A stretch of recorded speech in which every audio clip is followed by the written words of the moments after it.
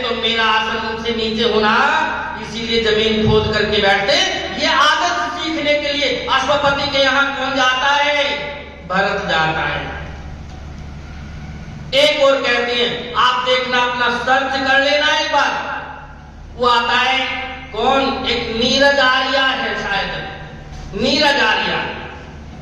वो क्या किया? उसने अपने पति का बलिदान कर दिया। क्या कर रही थी? जिस समय स्वतंत्रता आंदोलन भारत का चल रहा था, तो उसके पति ने किनकी? जो स्वतंत्रता के अंदर अपने प्राणों की आहुति देने वाले सैनिक थे, उनकी मुखबरी उसके पति ने करी। जब पति ने करी तो उन्होंने तुरंत पति की ओर बंदूक तान दी। क्या आप राष्ट्रद्रोही हो? और ऐसे द्रोही के लिए संसार में, इस भारतवर्ष में कोई जगह नहीं है। और यहां तक कि ऐसी उस स्त्री के क्या किया कि पता पूछने के लिए कि कौन कौन कहां पर छुपा हुआ है, ऐसे उसके पतों को पूछने के लिए नीरज आर्या के स्तनों को काटा गया, उसकी जंघाओं का मांस नोचा गया, लेकिन उसने किसी का पता नहीं दिया।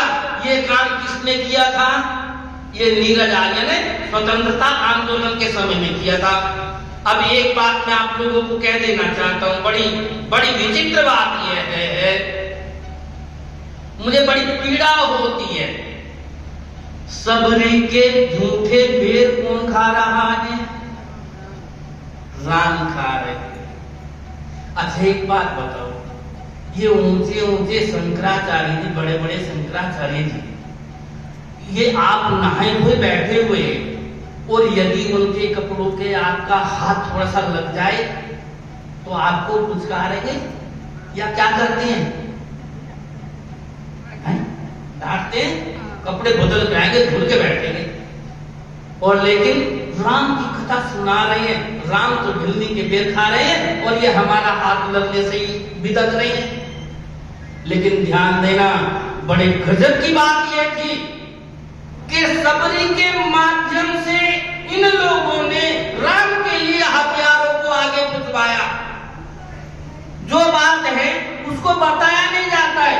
सबरी के माध्यम से उन हथियारों को राम के लिए आगे भिजवा रहे हैं, क्योंकि राम को रावण का आतंक मिटाने के लिए हथियारों की आवश्यकता है। उन हथियारों को सबरी के द्वारा वहां पर भेजा गया। इस चीज को कोई बताता हो तो मुझे बताओ। जो बात है वो बताई नहीं जाती है, और बैठे बैठे एयर कंडीशन गाड़ी में बैठे हुए हैं, रो रहे हैं, राम वन को जा रहे हैं, रामू हो रहे हैं, रामू हो रहे हैं। अरे राम का जीवन कैसा था, वैसा जीवन हम लोगों का जीवन होना चाहिए। उस जीवन को नहीं जीना सिखाती। इसीलिए हमें क्या करना है कि यज्ञमय जीवन जीना है। और ध्यान देना कि आज हम किसका अनुकरण करना चाहते हैं? आज हम राम का अनुकरण करना चाहते हैं, हनुमान का अनुकरण करना चाहते हैं, आज कृष्ण का अनुकरण करना चाहते हैं। हमें क्या करना चाहिए? इन सब का अनुकरण करना चाहिए। ध्यान देना, किस समय में केवल 36 वर्ष के कृष्ण हैं, लेकिन रुक्मणी का जिस समय प्रस्ताव आता है तो प्रस्ताव आने के बाद में कृष्ण को उधर जाना पड़ता है, और जाना पड़ने के बाद में रुक्मणी को लेकर के आते हैं, लेकिन कहते हैं सखे मेरी कुछ इच्छा थी। क्या थी? कि मैं 48 वर्ष का हो करके तब गृहस्थ धर्म निभाऊंगा। तो उन्होंने, रुक्मणी ने क्या कहा था कि पतिदेव इसमें मेरा आपका साथ रहेगा। इसीलिए 12 वर्षों तक दोनों ने घोर तपस्या की। घोर तपस्या करने के बाद में जब जाकर के संतानें पैदा होती है, प्रद्युम्न, जिसको देख करके कृष्ण कहता है साक्षात बल और स्वरूप में मेरे जैसी है। अर्थात 48 वर्ष का होने के बाद में गृहस्थ धर्म को निभाया था। राम का जो है विवाह हुआ है, सब हुआ है, सारा काम हुआ है, 14 वर्ष वनवास में मिले, लेकिन लव और कुश जैसी संतानें कब प्राप्त हुई है? अर्थात ब्रह्मचर्य और तपमय जीवन जिया था, इसीलिए फिर वैसी ही संतानें उनको प्राप्त हुई थी। 24 वर्ष के जिस समय हनुमान के पिता थे अंजना बैठी हुई है, दोनों के दोनों शादी हो गई। होने के बाद में जिस समय रथ में बैठ करके चलने लगे, उधर से अगस्त ऋषि आते हुए दिखाई दे गई। अब हनुमान जी के पिताश्री जी कंपन लगे, कांपने लगे, गुरु जी आ रहे हैं। तो अंजना ने कहा कि ऐसे भयभीत क्यों हो रहे हो?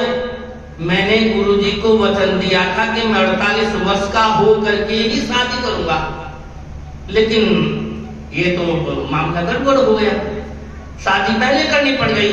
तो फिर ऐसी क्या बात हो गई? आज से आप भी वो व्रत लें कि हाँ, जब तक 48 वर्ष पूरे नहीं होंगे तब तक दोनों के दोनों हम गृहस्थ धर्म नहीं निभाएंगे। इसीलिए जाकर के हनुमान के पिता ने क्या किया, 48 वर्ष तक ब्रह्मचर्य व्रत धारण किया, माने तपस्या की, तब जाकर के हनुमान जैसी संतान प्राप्त हुई है। आप भी चाहते हैं कि श्रेष्ठ संतान हमारे घर में प्राप्त हो, तो वैसा ही ब्रह्मचर्यमय जीवन जीना पड़ेगा, अनुकरण करना पड़ेगा, तब जाकर के श्रेष्ठ संतानें पैदा होंगी हमारे घरों में। तब इसीलिए वे हमारी बातों को स्वीकार करेंगे, अंगीकार करेंगे, अन्यथा हम यदि तपस्वी नहीं होंगे। इसलिए मैंने क्या कहा था, विद्या तपोभ्याम, विद्या और तप से भूतात्मा, आत्मा की शुद्धि होती है।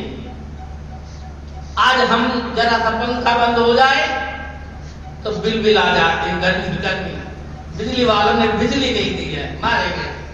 जरा सा कुछ भी हो जाए तो हम सहन करने के लिए सक्षम नहीं है। क्यों? क्योंकि हमारा जीवन तपस्वीमय नहीं है। इसलिए हमें क्या करना चाहिए, तपोमय जीवन जीना चाहिए और हमें यज्ञों से जुड़ना चाहिए।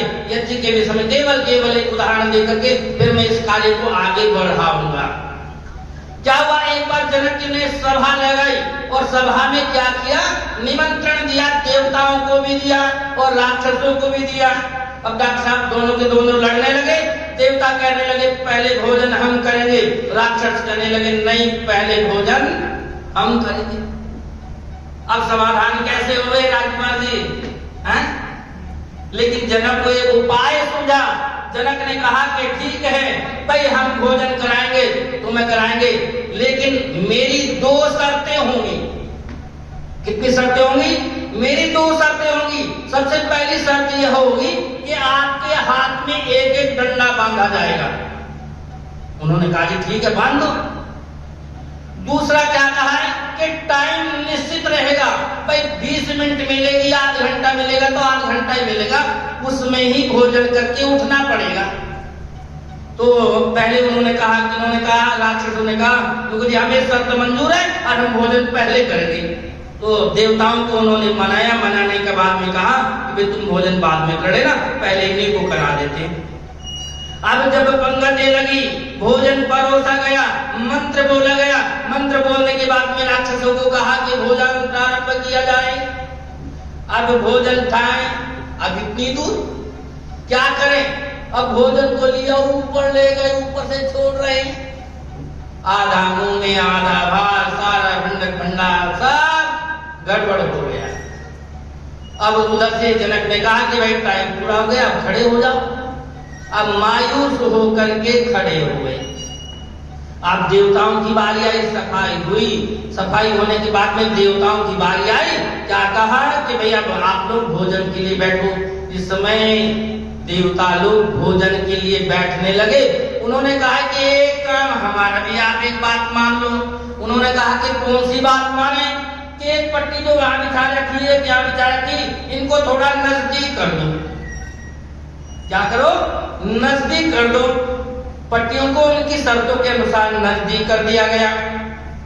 अब उन्होंने क्या कहा कि भोजन परोसा, टाइम प्रारंभ देख करके कहा कि भोजन प्रारंभ किया जाए। अब भोजन जब प्रारंभ करने लगे, अब उन्होंने तो राक्षसों का हाथ देखा ही था कि भाई ऐसे तो भोजन नहीं होगा। तब भोजन उन्होंने क्या किया, अपनी थाली का भोजन लिया, ग्रास बनाया, अगले के मुख में दे दिया।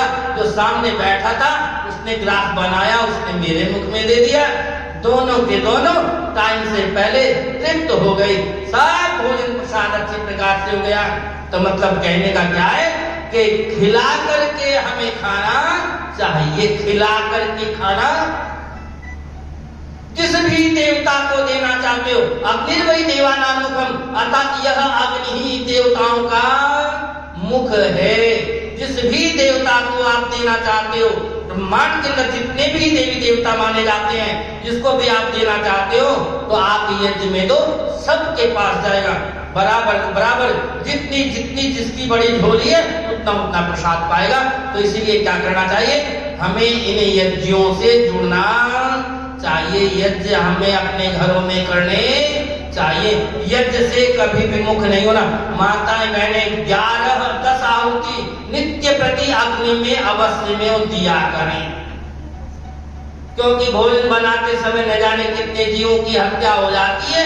तो उनके लिए कहा है अब तो वैसे चूल्हा किसका गया, गैस का गया। धुएं से एलर्जी होती है, धुएं से मकान काला हो जाता है, तो गैस का चूल्हा उस पे तो आहुति दी नहीं जाएगी। अब क्या करें।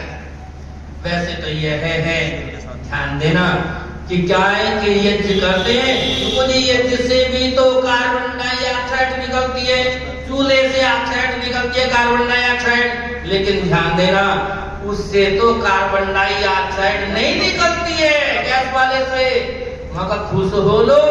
लेकिन हम ये कहते हैं जितना वनस्पति जगत है, ये पेड़ पौधे हैं, इनका भोजन क्या है, अर्थात जो चूल्हे से निकलने वाला धुआं है, जो यज्ञों से निकलने वाला धुआं है, जो कार्बन डाइऑक्साइड है, इनका भोजन है और ऑक्सीजन ही हमें देते हैं।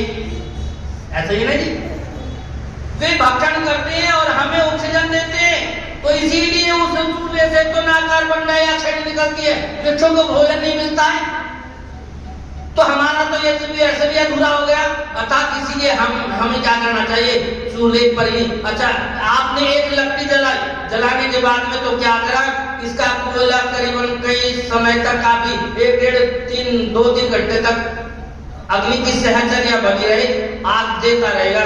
और जो चूल्हे से उसे निकली गैस वो पूर हो गई तो पूर हो गई, काम खत्म हो गया। आपने जलाई लकड़ी, हारे में दूध रख देते हैं, जलाया और वो कितनी देर तक जलता रहता है जी, आराम से मीठी मीठी मंदी मंदी आंच में चलता रहता है, स्वाद आता है। और जो चूल्हे पर गैस पर अपना दूध गर्म किया, जावन लगा दिया, मक्खन ले आना, ना ये मक्खन है ना वो लस्सी है। लस्सी तो वही है जो आप कंडों पर रख करके बनाते हैं, लाल रंग की जो हो जाती है ना, उसी को लस्सी कहते हैं।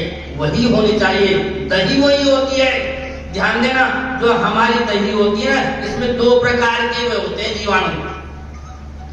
एक तो चलते हैं सीधे और एक होते हैं घुमावदार, वे स्पीड से घूमते हैं। जो स्पीड से घूमते हैं वो जो हारे वाली जो है ना दही, उसमें वे घूमने वाले हैं और उसका घृत पीला होगा और उस घृत में सुगंध ज्यादा होगी। और जो हम गैस के चूल्हे के ऊपर जो करते हैं ना, इसका घृत का रंग उतना पीला नहीं होता है, ना उस घृत में वो सुगंध होती है जो कंडों के ऊपर होती है। इसीलिए हमें क्या कहा है कि यज्ञ करना चाहिए, चाहे कंडों के ऊपर हमें यज्ञ करना चाहिए और गौ के घृत से ही यज्ञ करना चाहिए। अब इस पावन पर्व पर हम संकल्प करें कि हम यज्ञों से जुड़े और यज्ञ हमें हमारा परमात्मन जीवन हुए। तो ध्यान देना, मैंने एक बात कही थी, और क्या कही थी कि जो किसके पास में रहे, मानी के पास में जो रहता वो बच जाता है।